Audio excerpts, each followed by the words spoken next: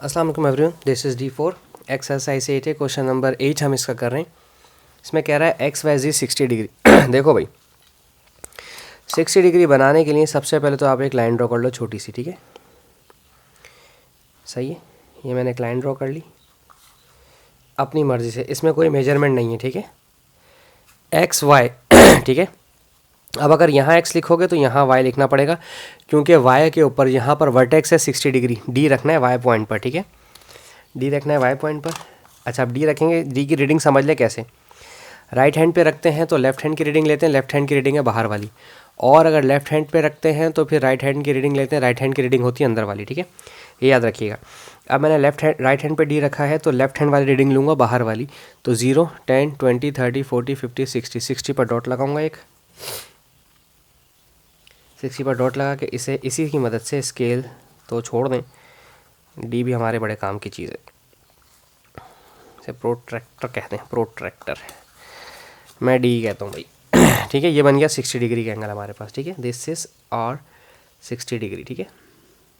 अंदर लिखते हैं, वैसे तो मैंने बाहर लिखा है, भी मुझे काम है थोड़ा सा। ये मेरा एक्स वाई जेड कहीं पर भी लिखा दें, कोई इससे कोई फ़र्क नहीं पड़ता, ठीक है।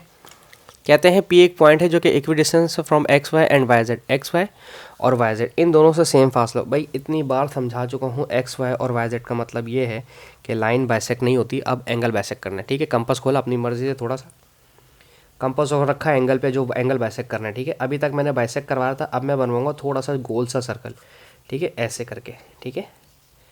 इससे कोई फ़र्क नहीं पड़ता, ठीक है।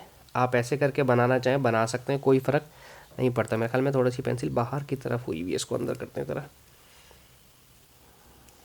अब ठीक है, ठीक है जी। अच्छा, अब अपना कंपास थोड़ा सा ज़्यादा खोलें, कोई फ़र्क नहीं पड़ता कितना खोल रहे हैं आप, ठीक है। जो लाइन बाइसेक्ट थी, जो ये आर्क ने जिस दर इस वाई जेड वाली को बाइसेक्ट किया ना, लाइन को आर्क को बनाया, इंटरसेक्ट हुई है, वहाँ पर बाइसेक्ट निकल जाता है। सॉरी, मेरा कहने का मतलब होता है इंटरसेक्ट, ठीक है। यहाँ से एक लाइन बनाई, मेरे पास क्योंकि कलर पेंसिल है, आपको नज़र आए इसलिए बार बार कर रहा हूँ, लेकिन आपने सिर्फ एक ही दफ़ा करना होता है, ठीक है। अब यहाँ रखें और यहाँ से ऐसे करें। अब प्रॉब्लम ये है बच्चों, मेरे दोस्तों, कि यहाँ पर ये जो लाइन गई है ना, ये बहुत ज़्यादा आपस में मैच हुई। देखें इतना बड़ा डिस्टेंस आ रहा है मेरे पास ना, ये दोनों मैच हुए हैं, तो ये इनको कहाँ से लें, ये मसला आता है। मेरे साथ भी आया था शुरू में जब हम सीखते थे।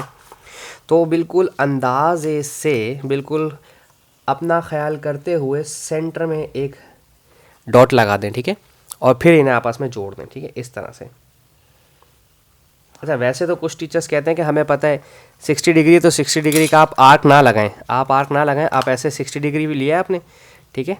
जैसे ये 60 डिग्री है, ठीक है, 60 डिग्री है, 60 डिग्री ले लिया आपने। अब आप देखें, नज़र आ रहा है, ठीक है, ठीक है। 60 डिग्री ले लिया, ये 0 और ये 60, आप 30 पर डॉट लगा दें, ठीक है। आप 30 पर डॉट लगा दें, वो तरीका भी सही है कि 60 के 30 पर डॉट लगा दें और फिर इसको स्ट्रेट कर दें, आर्क ना लगाएं। लेकिन आगे जब सवाल आएंगे कंस्ट्रक्शन के, तो उसमें हमें एंगल नहीं दिया हुआ होगा, तो हमें एंगल मेजर करना पड़ेगा। फिर वो एंगल आता है अजीबो-गरीब तरीके का, फिर उसको फिर आर्क वहाँ सिखाना बेहतर है कि हम शुरू से ही आपको वो चीज़ें सिखाएं। बाकी आसान तरीका तो ये 30 पर डॉट लगाएं और आर्क आप ना बिना आर्क की मदद से कर लें मेजर। तो ये मेरा पॉइंट, लोकस का पॉइंट है ये, this is my point P, क्योंकि इसका यहाँ से डिस्टेंस और इसका यहाँ से डिस्टेंस सेम होगा, ठीक है। अब कोई कह रहा होगा सर यहाँ से तो करीब ही है, भाई देखें यहाँ से डिस्टेंस भी सेम है, यहाँ से यूँ डिस्टेंस भी सेम है, और ये डिस्टेंस भी सेम ही है, ऐसे करके यूँ करके, ठीक है। छोटा डिस्टेंस तो छोटा, यहाँ से भी सेम डिस्टेंस, यहाँ से भी सेम डिस्टेंस, सेम डिस्टेंस से दूर हो रहा है। होपफुली आपको समझ आया हो। Thank you so much for watching my channel. अल्लाह हाफिज़।